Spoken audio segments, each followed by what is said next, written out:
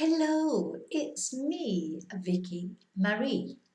Okay, so in today's video, I'm going to talk about Chris Watts. Have you heard of him?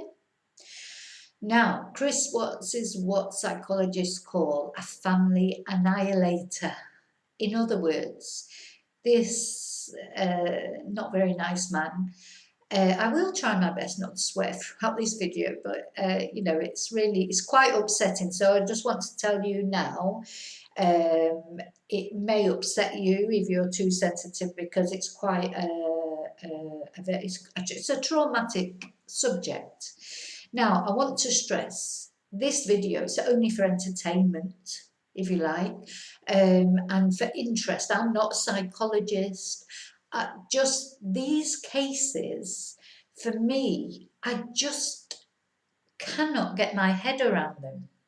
And the reason I wanted to do this video is I wanted to talk about why would somebody do, I really don't understand it. Even as we go into it, you'll see that I can see the reasons why he might have wanted to be separated from his family. Things happen, you get married, you don't know what's going to happen in the future. But the way he ended his marriage, I just don't get it. I just don't get it. He must have had some sort of mental aberration or something, because there was no way he was going to get away with it. There was no way, it just seems totally ridiculous to me. Even if you take away the fact that it's just a really shitty thing to do, a horrible thing to do, it's not even a clever thing to do. So what's the reasoning behind it? So anyway, let's get into it before I sort of, start rambling on as I normally do. So yeah, I just want to say it's not, I'm giving my opinion here. I'm not a psychologist. I'm not an expert. These are my opinions will come into it. I'd like to know your opinion, because I really struggle to get a handle on these things. And I do find it fascinating or interesting to know what on earth would possess someone to do what this man did. Okay, so let's talk about Chris Watts. So this happened in Colorado, in America. There's been lots of similar cases, and I will go into other cases as well in future videos here and there, because as I say, it just totally, it just seems incredible to me. Now, Chris killed 4 victims, 4 of his family, and these people that he killed were his wife, Shannan, who was pregnant with their unborn child, Nico, which was a boy, apparently a long-awaited son, that they'd been waiting for a son. He also killed, she was 15 weeks pregnant at the time when he killed her, and killed the baby, of course, as well. But he also killed Bella. One of his daughters was 4 years old.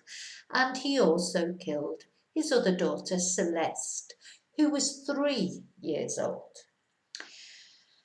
Again, this I just cannot get my head around, because you know what, you can see that people are fighting, they're having an argument, couples fall out, people do things in the heat of a moment. I think everybody is capable of a fit of rage.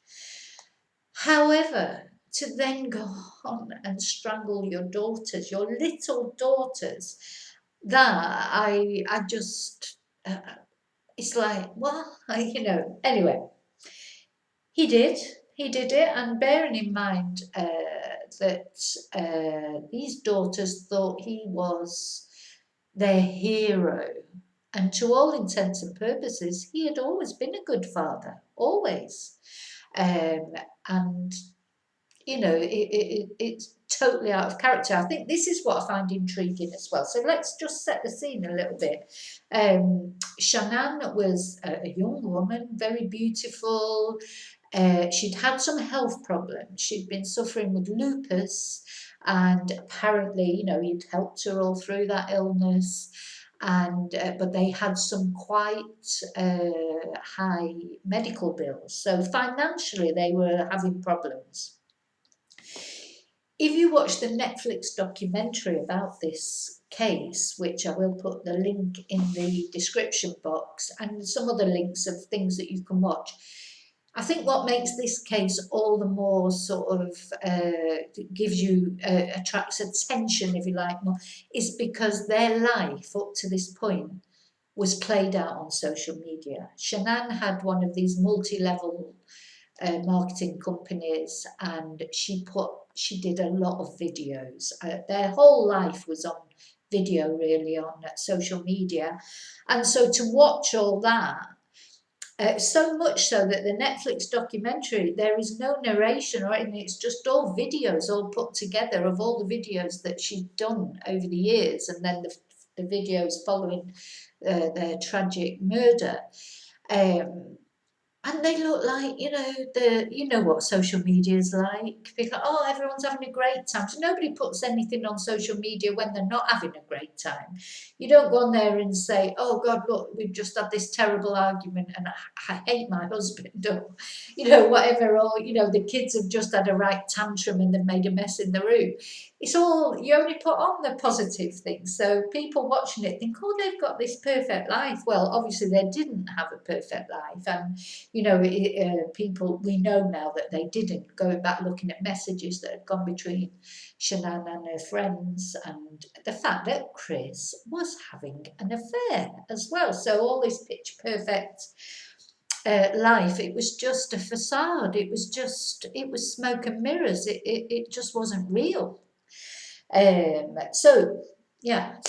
Now, the thing about Chris as well is when they got married, before they had their children, etc., Shannan was the main earner, if you like. She had built her own house.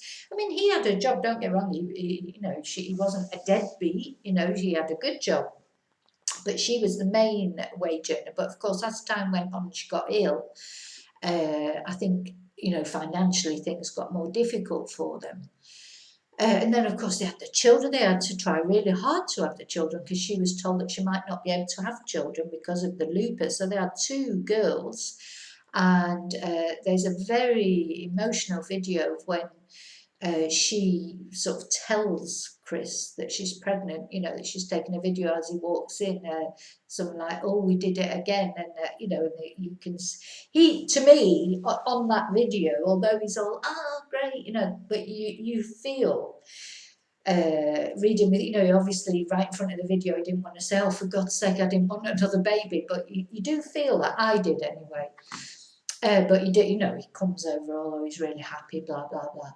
But apparently in private, he was expressing those feelings to Shannan, saying that he didn't really want another child, etc.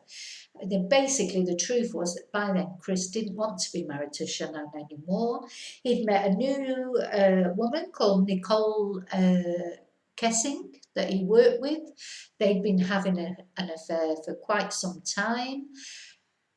I think she was a bit younger than Shannan. I don't think she was that much. Shannan was young. I mean, she wasn't, it wasn't as if, he was in his 50s and he decided he wanted a younger woman. I mean, I don't think there was that much age difference, etc. He just wanted someone, he didn't want to be married and he didn't want to be a father anymore. And something interesting that had happened to Chris is when he got married, he was quite overweight. And I was really surprised when I saw the photos of the wedding.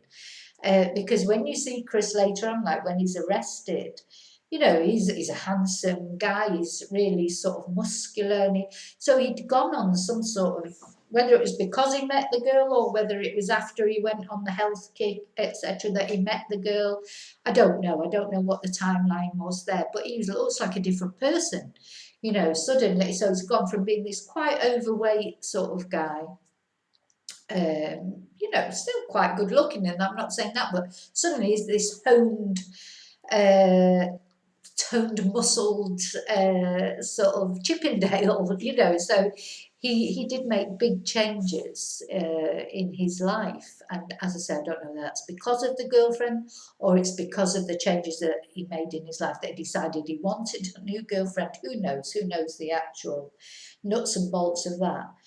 But yeah, basically, he didn't want to be married to Shannan anymore. And I think she knew that. They had talked about things. She had confessed to one of her friends that she was quite scared of him by then. So there must have been some aggressive interludes before for her to. See, this is the other thing I don't understand about men. Maybe they don't realise, he didn't realise that women tell their friends things.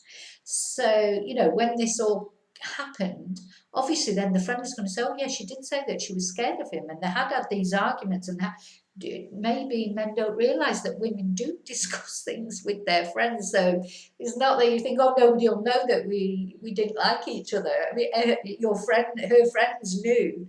We tell our friends things that women do talk about their lives, tend to talk about their lives a lot more than men do. So all this sort of came to a head, if you like, on the 13th of August 2019. So not that long ago, only last year. So that's why it's quite sort of current and still, talked about, I suppose. And Shannan had been on a weekend trip, and see where she'd been.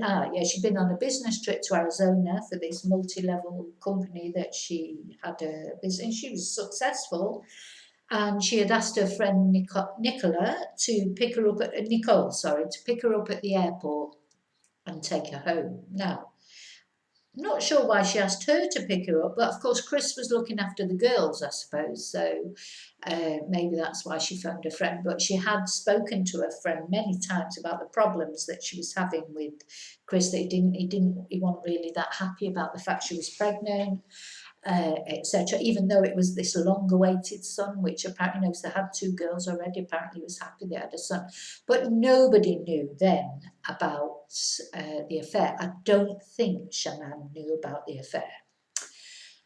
Possibly she did, maybe she did, I don't know. But anyway, so she arrived home. What time was she dropped off? I think it was about 3 in the morning. Chris was there with the girls, and who knows what really happened then. Obviously, we've only got his version of what happened then when she arrived home. And he has changed it a couple of times. So I'm not even going to go into that. You can have a look at some of Google it or have a look at some of the links to find out what he said happened then. Now, basically, she then missed an appointment. And her friend Nicole, she had an appointment the next morning to do with her pregnancy, and she didn't go. Now, I'm not sure how Nicole would have known. Maybe Nicole was supposed to meet her there, or maybe she tried messaging. Anyway, she did try messaging her, no reply. So she immediately phoned the police. And you know what? I just think, thank God for Nicole and for a friend who cares about you. I mean, it didn't save their lives, unfortunately, but it meant he was caught so quickly, because he probably thought, he could, cover his tracks. He had all the time in the world to cover his tracks. Well, he didn't, because Nicole was right there like a bloodhound. Immediately, where is she? Why is she not answering her phone? And she phoned the police, and the police turned up at his house. And then, of course, Chris wasn't there because, Chris was off disposing of the bodies at the time. But of course, they didn't know that. They thought he was just at work. So this welfare check that the police did, it caught him completely off guard. And all this is on camera as well, on the policeman's body cam. And you know what? It's just chilling to me. If you watch it, you'll see. Because a lot of people say that you could tell that Chris Watts was guilty when he was watching the cctv surveillance a bit later on, which I'll talk about in a bit. But to me, you knew he was guilty as soon as he arrived back there, because the policeman was there, the friend Nicole was there. This guy got out of his car, went up to the policeman, shook his hand. Well, that gave me a chill. Because when you know what those hands were doing only a couple of hours earlier, when they were murdering his wife and his two small children, and then he shook the policeman's hand. I mean, that policeman, if I feel like cutting my hand off afterwards. You couldn't wash it enough, could you, to get his. And then And then the thing that made me think straight away, oh, he's definitely guilty. He turned to Nicole, sort of looked at her for a split second, and he knew he was going to get no reception from her. She wasn't going to be shaking his hand or even saying hello. She just turned away with it. She was holding him over. And he just looked away quickly, and he couldn't even look her in the face or even speak to her because he knew he was guilty and he could not look Shannan's friend in the face.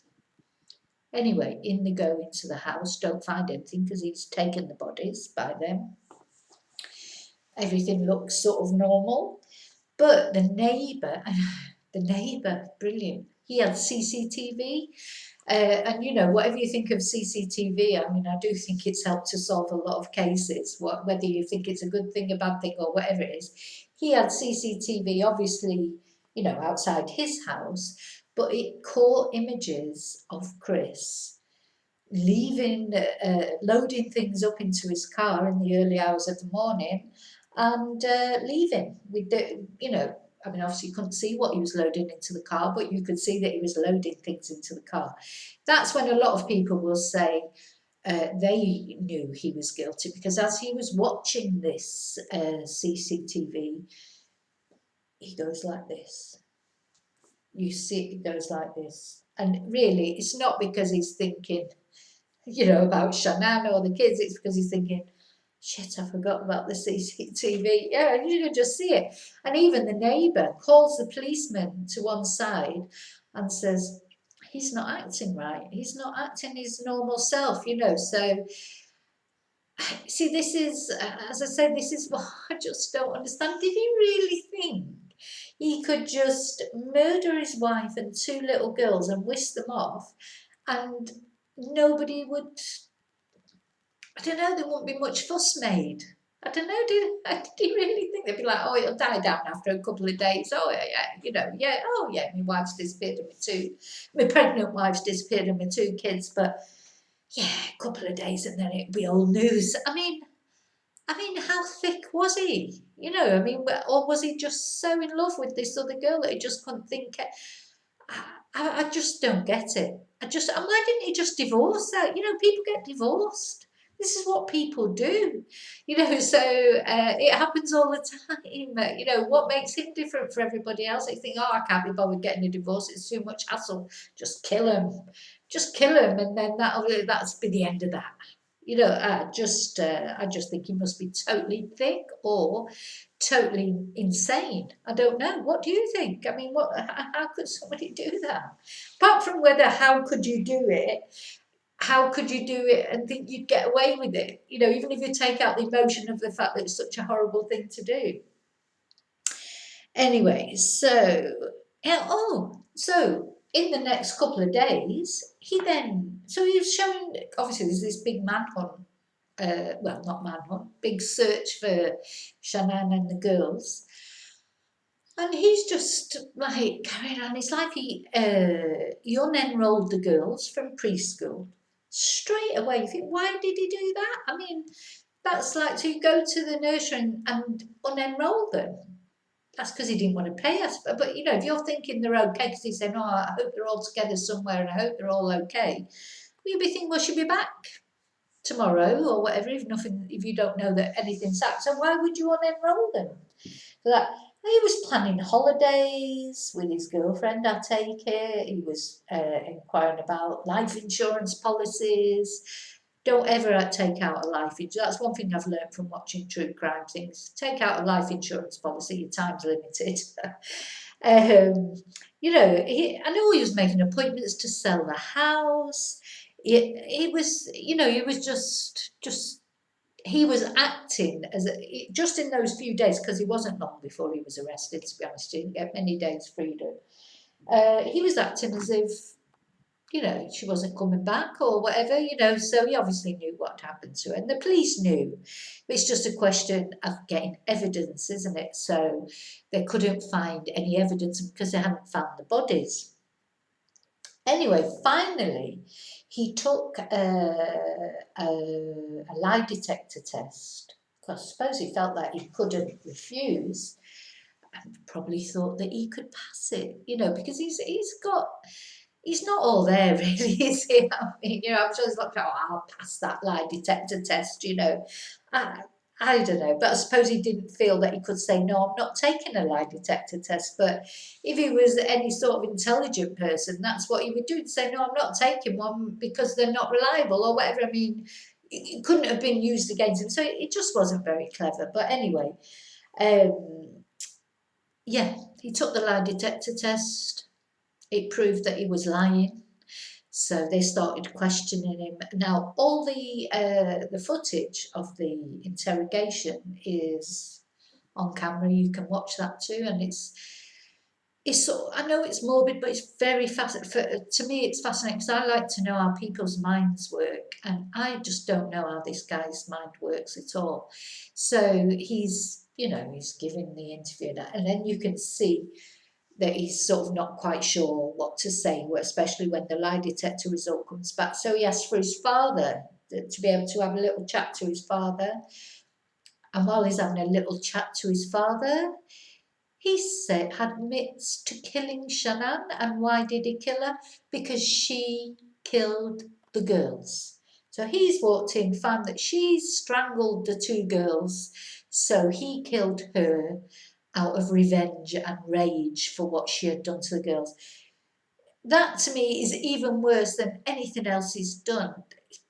Terrible what he's done, but to then try and blame a loving mother for killing those two girls that he had done, blackening her name or trying to. I mean, nobody believed him, I suppose. Although I think his dad believed him. That's a whole nother story. If you look into his family, that perhaps some of the answers are there, because that's their whether they cared about Shannan or not. Those two girls that were murdered, they're their grandchildren, and they still really blame Shannan for it. Like she deserved it, and then it's because of her that he killed the girls. Just it doesn't bear thinking about. But yeah, maybe some of your answers are there as to why he's such a Fruit Loop.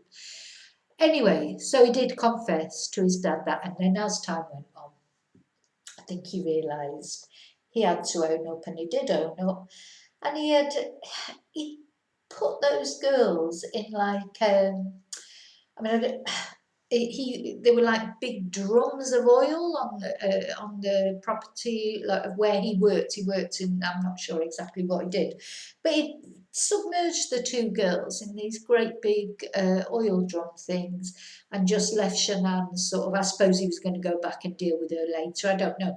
He thought he would be able to get. He didn't realise, again, thanks to the friend Nicole, he ran out of time and he ran out of options. He couldn't go back because he knew he was being watched. So he couldn't go back and cover his traces. Shannan was just in an open field in the end, covered in a blanket or whatever. So, yeah. So what do you think? I mean, why did he do that? Why did he do it? And why did he not just divorce her? Yeah, he fell in love with somebody else. These things happen. These things happen. I would never say you can't fall in love with somebody else, no matter how long you've been married, no matter how many children you've got. Who knows? We're all human beings. But that way of dealing with it, that way of escaping from it, he just didn't want to be a father anymore, maybe. Why do that to those girls? Or maybe they saw what he'd done to Shannan. But even so, could you really imagine doing that in cold blood to two beautiful little girls that thought you were their hero? My dad is my hero, this little girl says on one of the home videos that they've got. What sort of person are you? I mean, what is, you know, absolutely unbelievable. And unfortunately, there's quite a few of these family annihilators. There's been quite, several over the years. So, and I will be looking at some of those more. But I think the thing is, I think what I'm trying to get at is I just want to know what possesses somebody. As I say, a fit of rage is one thing, but if you look into the case more, you'll see if we can believe what he says, the girls weren't killed in a fit of rage. He took them to the site where he dumped Shannan, and then he suffocated them one after the other, smothered them with a blanket. And one of them had to watch the other one being murdered, and then knew that he was coming for her, and her last words apparently were, "No, Daddy." just It's just so sad. I was going to try and get through it all without crying, but anyway. Okay, so yeah, I'm sorry it's a sad topic, but I think to understand, you have to understand, you have to hope that this won't happen again. How do you stop it from happening? How do these people are normally men, I don't like to say all men, but I know most men would be absolutely outraged by what this guy did. So I can't say, I'm not having a go at men, but it tends to be men that do it. Is it because it's men who can't see any other way out? I don't know. Would a woman think, oh no, I'm just going to divorce him and that's it? I don't know. Just don't know what the reasons are, and that's what I'd like to know, because I think, well, that we don't, this cannot happen. I mean, it has happened many, many times, and I'm sure it'll happen many, many times again. But hopefully, the way to understand it, how do you recognize the signs? You're talking about a picture perfect family. He's like the couple next door. I mean, you just would never in a million years have it. He had no mental health problems as far as anyone knew. There was no history of abuse of domestic abuse. No warning signs, or were they? So, what do you think? Let me know what you think. And I hope you found it interesting. If you want to research, particularly the Netflix documentary, it is compelling, absolutely compelling. But really, you can look at any of the interrogations it's all very public. I'm presuming that Shannan's family have allowed this, to be public, because they want people to know what a piece of shit he is. That's what I would think. And I would like to express my deep sorrow and condolences to Shannan's family, because for me, watching all this information back, to me, Shannan seems like a loving mother, a good mother, a lovely person, and is just foul what that man has done to that family. Okay, Mali, so may your God go with you. Take care, and I'll see you next time in the next video. Thank you. Oh, don't forget the thumbs up and the subscribe, please. Bye.